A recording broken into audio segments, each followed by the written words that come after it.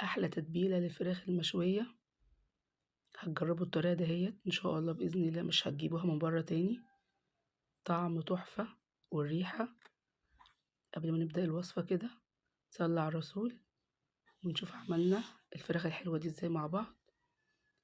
جبت هنا عندي بوله، نزلت فيها بعصره ليمونه، ومحضره جنبي البهارات بتاعتي.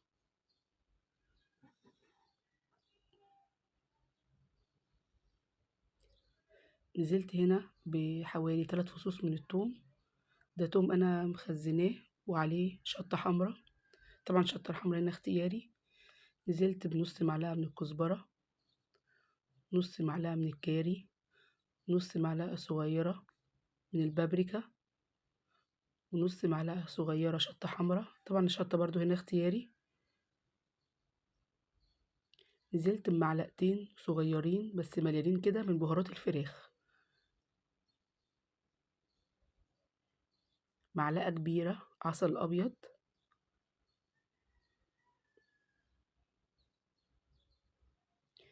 نزلت بمعلقتين كبار من المستردة.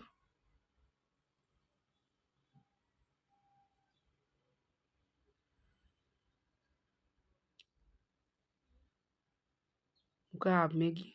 ان شاء الله باذن الله الطريقه دي تعتمدوها في جميع المشاوي، اي حاجه هتشوها، اجنحه، لحمه، اي مشاوي جربوا الطريقه دي باذن الله تعتمدوها ان شاء الله.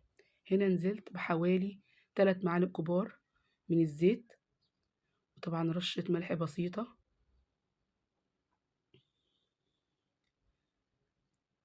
بقلب كده المكونات كده مع بعض كلها.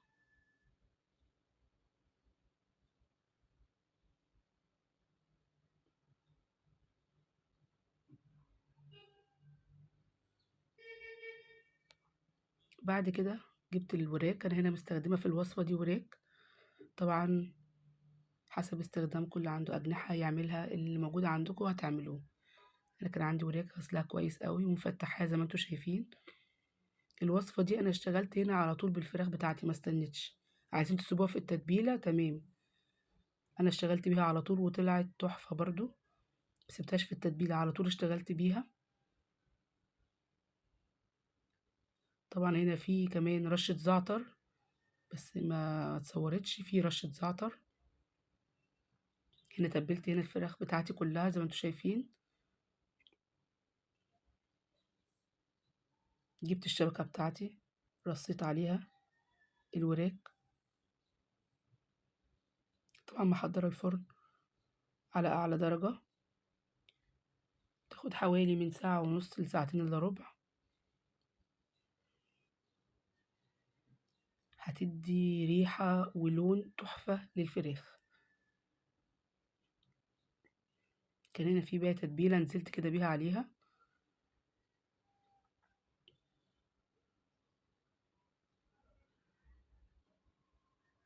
هنا بقى نعمل الطحينه. نص معلقه صغيره فلفل اسمر، نص معلقه صغيره شطه، نفس الكلام نص معلقه صغيره كمون،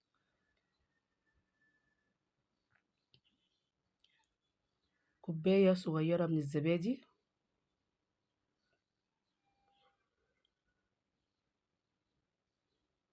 رشه ملح صغيره.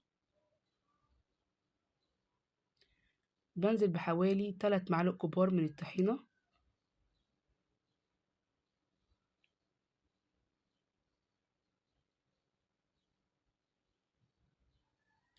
محضره جنبي كوبايه ميه ساقعه، كوبايه ميه ساقعه دي اللي هزود بيها، واقلب كده كله مع بعضه. وطبعا في رشه خل، حوالي معلقتين او 3 كده كبار من الخل. بنزل واحده واحده كده. دي كوبايه من الميه نزلت واحده واحده بيها، كوبايه ميه ساقعه. بقلب بيها كده كويس، بقلب المكونات كده مع بعضها لغايه ما يديني القوام اللي انتوا شايفينه ده. طحينه تحفه. هنا الفراخ عندي بعد ما خلصت، ريحتها وطعمها وشكلها تحفه يا جماعه.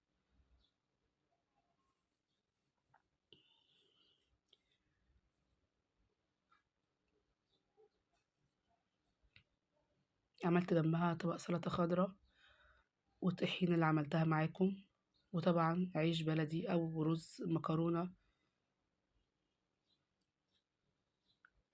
اللي تحبوه تعملوا جنب الوصفة دي اعملوه، بس أنا بديكوا بس الفكرة، جربوها بنفس الطريقة دي والتتبيلة التحفة دي.